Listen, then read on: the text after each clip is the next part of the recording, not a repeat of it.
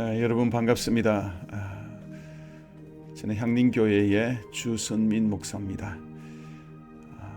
오늘은 베드로전서 2장 9절 통해서 우리 성도의 위치라는 제목으로 말씀을 나누기를 원합니다. 오늘 이 말씀이 아주 수준이 좀 많이 높은 그런 설교거든요. 그래서 이것을 잘 이해하시면 참 좋겠습니다. 우리 찬송 중에 예수 사랑하심은 찬송 563장입니까? 거룩하신 말일세 우리들은 연약하나 예수 권세 크도다. 날 사랑하심 날 사랑하심. 정말 우리가 너무 좋아하는 이 찬송 있습니다. 정말 위로되고 정말 소망이 되는 그런 찬송이죠. 요즘처럼 코로나로 말미암아 어려운 이 시대에 정말로 힘드는 그런 힘찬 찬송입니다. 자, 그런데요, 하나님께서 우리를 이 흑암의 그 비참한 권세에서 우리를 구원하셨잖아요. 그 마귀의 권세 가운데 살던 우리가 아닙니까? 우리의 죄가 얼마나 금고 시커먼는지 도무지 내 힘, 내 자력으로서는 구원받을 수 없는 그런 처지였었습니다. 그래서 하나님의 독생자 아들 예수 그리스도 십자가에 못 박히게 하시고 그 처절하게 그 죽음으로 하나님은 내보내시고 나의 모든 죄를 용서하시고 구원하신 것이 아닙니까? 자, 하나님께서 나를 구원하신 그 이유가 단지 날 사랑하심, 뭐 이 한 마음뿐일까요? 나를 행복하게 하기 위해서 예수님이 그냥 십자가에 죽으셨을까요? 그래서 내 죄를 용서하시고 내 병 치료하시고 내 기도 응답하시고 내같이 이 땅에 잘 살고 그렇게 하려고 예수님께서 십자가에 못 박혀 죽은 것이 모든 이유의 전부일까요? 저는 목회 생활하면서 참 다양한 성도들을 만났는데 어떤 성도는 자녀가 원하는 그 대학 입시에 40일 작전 기도를 하는데 떨어졌어요. 그래서 시험에 들어서 교회를 방학했다는 그런 성도를 제가 본 적도 있습니다. 예수님이 겨우 그 자녀들을 학교 합격시키려고 십자가에 못 박히실까요? 내가 원하는 방법과 기도가 응답되지 않는다. 이렇게 해서 신앙을 떠나가는 수많은 사람들의 그 기도 응답을 위해서 예수님이 십자가에 못 박히시고 그 처절하게 그 몸부림치시면서 나를 구원하셨을까요? 저는 오늘 우리의 이 작은 이 마음과 믿음들을 다 날려버리기를 원합니다. 편협한 신앙관 다 날려버리고 기복신앙 날려버리고 정말로 하나님 왜 나를 구원하셨는지, 하나님 왜 나를 자녀 삼으시고 하나님 나라의 백성 삼으셨는지 이것을 나누고 똑바로 알았으면 참 좋겠다. 정말 참담한 마음으로 오늘 말씀을 제가 전하도록 하겠습니다. 첫 번째, 하나님께서 우리를 구원하신 것은 단지 하나님의 소유로 삼기 위한 것이었습니다. 하나님의 소유, 하나님의 것으로. 오늘 본문 베드로전서 2장 9절 볼까요? 그러나 너희는 택하신 족속의 왕 같은 제사장이요 거룩한 나라요 그의 소유된 백성이니. 하나님께서는 우리를 구원하신 것은 먼저 우리를 하나님의 소유, 하나님의 것으로 삼기 위함이다 라고 성경에 명확하게 나옵니다. 우리가 예수 믿기 전에는 누구에 서 있었습니까? 공중곳에 잡은 마귀 사단에 서 있었습니다. 비참하게 살고 있었죠. 비참하게 살며 세상 풍족 쫓다가 결국 죽어서 지옥 가는 그런 처량하고도 비참한 우리의 신세 아닙니까? 그런 우리를 예수님께서 십자가에 못 박혀 돌아가시고 보혈의 그 피로 우리를 건져내신 거 아닙니까? 근데 왜 하나님은 이러한 자기의 그 귀한 독생자를 십자가에 못 박기까지 그 큰 희생의 대가를 치르면서 우리를 구원했나 말이에요. 그냥 우리를 그냥 사랑하시기 때문이다. 우리 행복하고 우리 기도를 응답하시기 때문이다. 이건 너무나 편협된 신앙이 아니겠어요? 그냥 불쌍히 여기시고 사랑하시기 때문이다. 이 너무나 근거가 이게 미약하고 허당이잖아요. 이거는 낮은 신앙들입니다. 우리가 잘 아는 이스라엘 백성들이죠. 이스라엘 백성 구약에 보이는 이 땅에 가시의 나라의 하나님의 백성이 이스라엘 나라입니다. 예. 오늘날 이 교회와 성도가 보이지 않는 영적인 이스라엘이다 그렇게 이야기합니다. 자, 하나님께서 이스라엘 즉 오늘날 이 영적인 이스라엘인 이 성도와 교회를 하나님의 소유로 삼기 위해서 구원하셨다는 것, 이거 알 필요가 있는 것입니다. 여러분, 소유가 소중합니까? 소유가 소중합니다. 왜냐하면 그는 내 것이기 때문에 소중한 것입니다. 여러분, 내 것도 아닌데 어떻게 애착이 생기겠어요? 저 뭐 김제평야 50만 평이 다 내 것도 아닌데 그게 애착이 가겠어요? 저 시내에 있는 5층 빌딩이 내 것도 아닌데 애착이 갑니까? 그렇지만 그 작고도 작은 10평짜리 그 아파트 내 집이니까 애착이 가는 거 아니겠어요? 하나님이 우리를 사랑하는 이유는 뭐냐면 하나님의 소유이기 때문에 그렇다는 이야기입니다. 하나님께서 우리를 아무런 이유 없이 그렇게 사랑하는 것이 아니라 우리가 바로 하나님의 소유가 되어 구원받아 소유가 되기 때문에 하나님 우리를 사랑하신다는 이야기입니다. 우리 따라서 한번 해볼까요? 나는 하나님의 소유다. 나는 하나님의 것이다. 그래서 하나님이 우리를 사랑하신다는 그런 이야기예요. 자, 좀 더 깊게 나눠보겠습니다. 그럼 왜 하나님이 우리를 하나님의 소유를 삼았을까요? 그것은 하나님께서 우리에게 어떠한 사명과 역할이기 때문이다. 왕같은 제사장 삼기 위함이다. 그렇게 이야기합니다.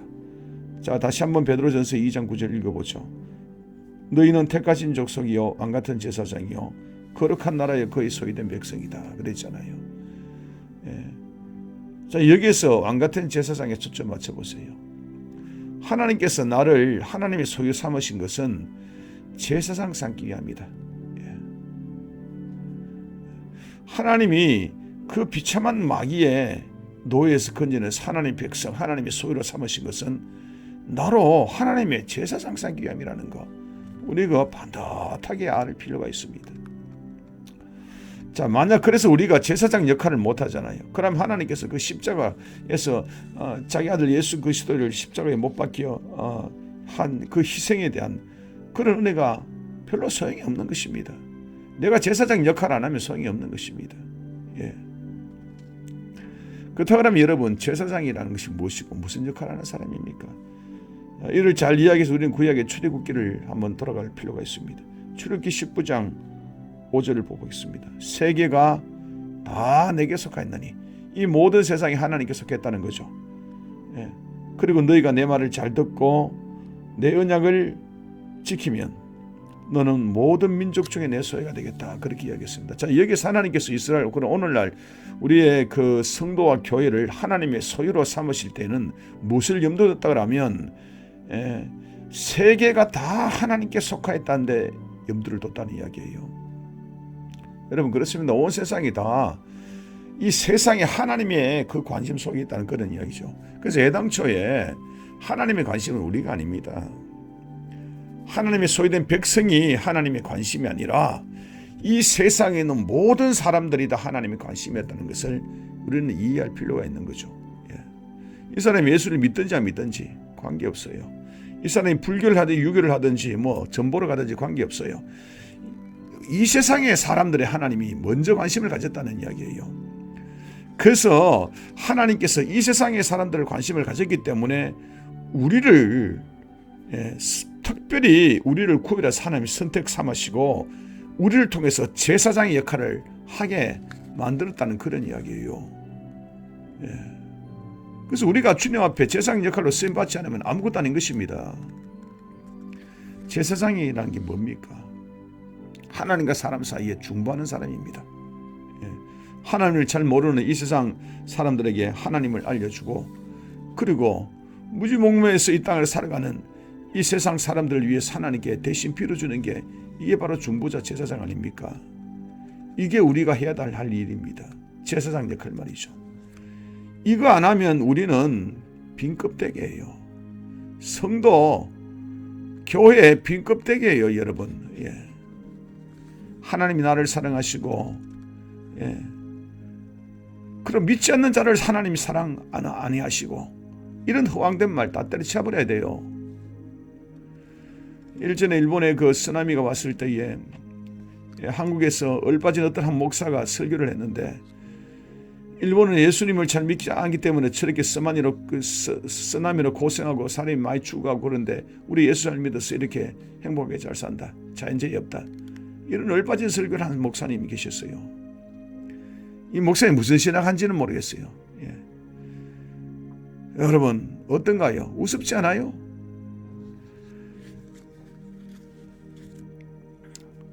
우리들은 이런 생각이 없나 말이에요. 한편으로 내가 예수님 잘 믿으니 하나님께서 나에게 복 주시고 잘되게 하시고, 예. 뭐 분명 그럴 수 있는 거죠. 뭐 우리 예수 믿고 하나님 우리에게 복 주시고 잘되는 것들 참 좋은 일입니다. 흔히 일어나는 일입니다. 그러나 여기에 우리의 첫 번째 초점을 두면 절대 안 되는 것입니다.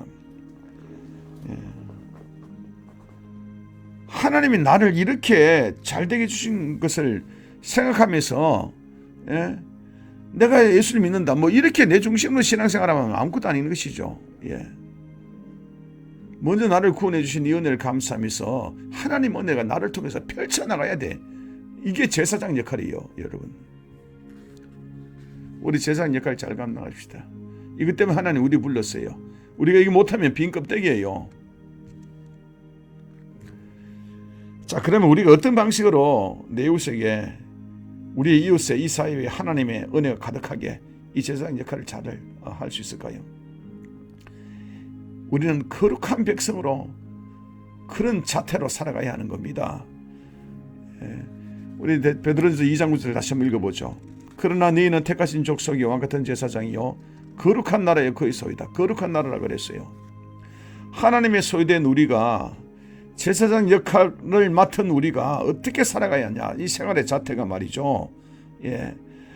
우리 성도들의 하나님 백성들이잖아요. 예.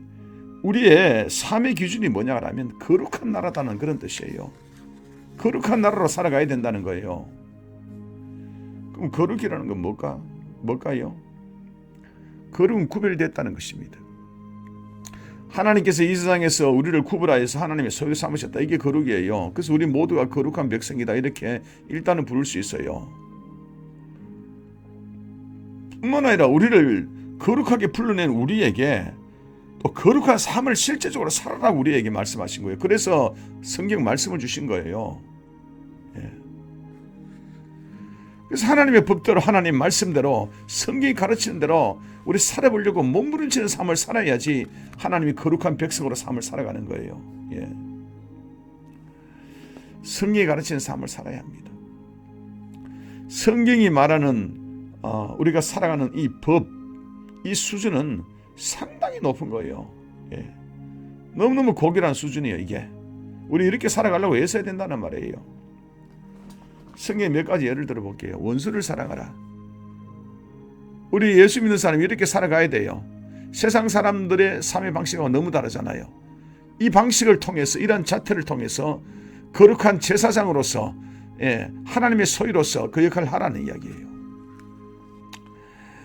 여러분, 뭐 원수가 누구의 나를 해치는 사람 아니에요. 내 가족을 해치고, 예, 내 재산 이렇게 넘보는 그런 사람 아닙니까? 때로 나를 모욕 주고 나의 자존심을 뭉갠 그런 사람이 바로 그 원수 아니에요.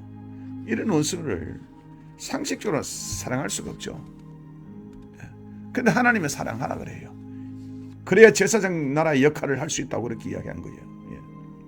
우리 잘 아는 손양호 목사님 같은 경우에는 그 두 아들 공산당원에 잃었어요. 그럼에도 불구하고 손양호 목사님은 자기 아들을 죽인 그 공산당원을 자기 양자로 삼아서 길렀어요. 이 사람 볼 때마다 속에서 한 번씩 우라통이 안 터지겠어요? 피가 끓어오르지 않겠어요?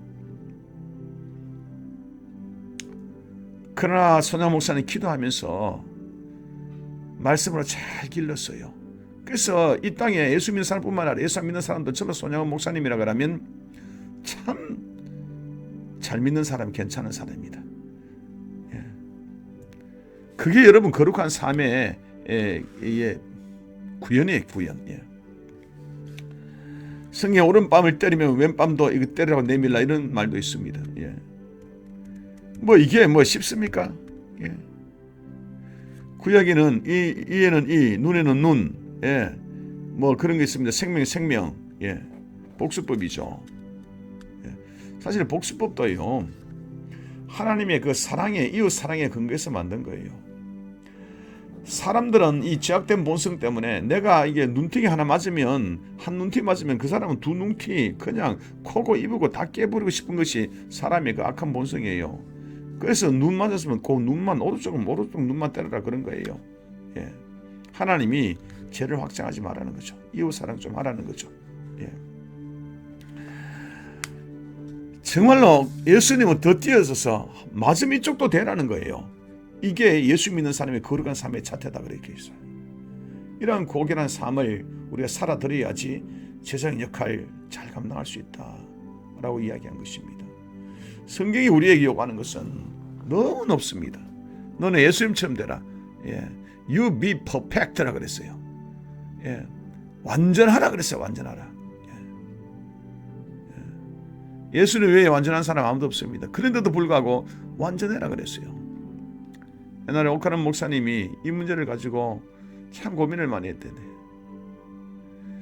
오카는 목사님이 저기 시카고의 칼빈 신학교를 졸업했는데 거기에 초청 강사로 가서 예, 제자 훈련에 대해서 이야기하고 질문 시간에 학생이 이런 질문을 했답니다. 완전하라 그러는데 우리가 어떻게 완전할 수 있습니까? 그때 오카는 목사님이 그때 하나님 주시는 지혜가 있어서 그랬습니다. 모든 부모들은 자녀가 공부 100점 다 맞기를 원한다. 예. 근데 100점 맞을 수가 없잖아요. 하나님이 우리에게 완벽을 요구하신다는 이야기입니다. 그래 되면 좋겠다. 그래 되면 좋겠다. 왜? 그래야지 제사장의 나라에 그 사명을 감당하고 이 사회와 이 민족과 나라의 열방에 이 거룩한 빛을 비출 수 있기 때문에 그렇다는 이야기입니다. 예, 이렇게 못 살더라도 이렇게 살려고 애쓰고 몸부림치는 우리가 돼야 된다 그런 이야기입니다. 참 그 흔히 우리가 실수하기 쉬운 것이 뭐냐라면 우리가 죄짓고 다른 사람에게 피해를 입히고 난 이후에 하는 말이 하나님이 나를 용서하셨어. 나는 자유해. 하나님이 나를 용서하셨어. 나는 자유해. 뭐 이렇게 이야기하는 사람이 있는데요. 그래 하면 안 되죠. 예. 분명히 하나님이 용서하셨어요. 그렇지만 떠들고 다니면 안 되죠. 그로 말미암아 나로 말미암아 고통받는 사람들에게 뭔가 갚아나가야 길들을 모색해 나가야죠. 우리는 철저하게 세상 나라와 구별된 고도의 도덕의식, 윤리의식 속에 살아가야 된다는 거예요. 예. 이웃을 사랑하는 삶을 살아드려야 된다는 거죠. 예. 이게 성경이 말하는 대계명, 가장 큰 계명, 대계명, 네 이웃을 사랑하라 이거 아니겠어요? 이게 구별된 삶이고 이렇게 해야지 제사장 역할을 하는 것이고 거룩한 나라다 그렇게 이야기하는 것입니다. 그리고 우리가 구별된 삶, 거룩한 삶을 사는 아주 중요한 또 한 가지의 것이 있는데 그거는 세상 사람이 도무지 할 수 없는, 실천할 수 없는 것이 있습니다. 그게 뭐냐 하면 대사명입니다. 바로 복음을 전파하는 것입니다. 예수 전파하는 것. 이 가장 큰 사명이라 해서 대사명. 가장 큰 계명이라 해서 서로 사랑하라. 가장 큰 사명 복음을 전하는 것. 땅끝까지. 이거 대사명이다. 오늘날 교회가 해야 될 일이 바로 이겁니다. 대계명을 이루고 대사명을 이루는 것. 이런 거 안 하면 교회가 있을 필요가 없죠. 예. 이를 위해서 우리 교회가 어떻게 해야 되겠어요? 복음이 확산돼야 됩니다. 예루살렘 교회 보면 예루살렘 교회가 부흥을 엄청 했습니다. 근데 그것은 머물지 않았습니다. 뿔 뿌려져서 복음이 확산됐습니다. 주님의 그 복음이 예루살렘과 온 유다 사마리아 땅끝까지 이르러 복음이 전파됐다 그렇게 이야기했습니다. 확산이 됐다는 이야기예요. 오늘날 교회가 한자리에서 성장하고 비둔해지고 이거보다도 자꾸 흩어지고 잘게 나눠져서 복음이 전파돼야 돼. 계속 교회가 개척되고 교회를 통해서 여러분, 거룩한 나라가 된다는 것은 구별된 백성, 이 두 가지 살본 하나는 뭐냐 하면 대계명, 정말 이웃 사랑하는 실천하고, 또 하나는 대사명, 정말 복음을 확산시키는 것. 우리에게 생명을 그려야지 교회다. 이거 안 하면 교회 문 닫아야 돼요.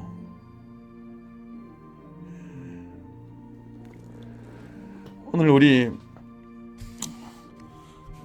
중요한 하나님의 그 백성, 하나님 우리 구원하신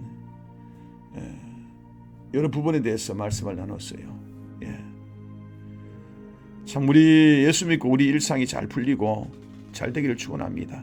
그것이 안 된다 할지라도 우리는 하나님의 소유가 됐다는 것, 여기에 대해서 하나님께 참 만족과 감사를 드리고, 우리가 끊임없이 제사장, 돈이 많고 없음을 떠나서 정말 하나님과 이 세상 사람 사이에서 중보하는 그런 사람이 돼야 되고, 그러기 위해서 우리는 정말 고결하고 거룩한 삶을 살아야 된다. 사랑해야 된다. 그리고 땅과 이르러 예수 복음을 확산하는 우리 모든 성도들 다 되면 좋겠어요. 교회의 존재, 이유, 가치, 존재 이의, 거룩한 성격, 어떻게 살아가야 될 것인가, 여러 가지 살펴봤습니다. 기도하겠습니다. 하나님 감사합니다. 오늘은 우리가 하나님 구약의 하나님 나라 이스라엘을 선택하심으로 말미암아 하나님 뜻을 이루려 했던 것처럼 오늘날 교회를 통해서 이 땅에 하나님 나라를 이루고자 하는 이 상황 가운데 우리가 어떻게 살아가야 될 것인가를 보았습니다. 우리 모두가 하나님 이 말씀을 잘 가슴 깊이 하나님 아버지 받아들일 수 있도록 도와주시옵소서.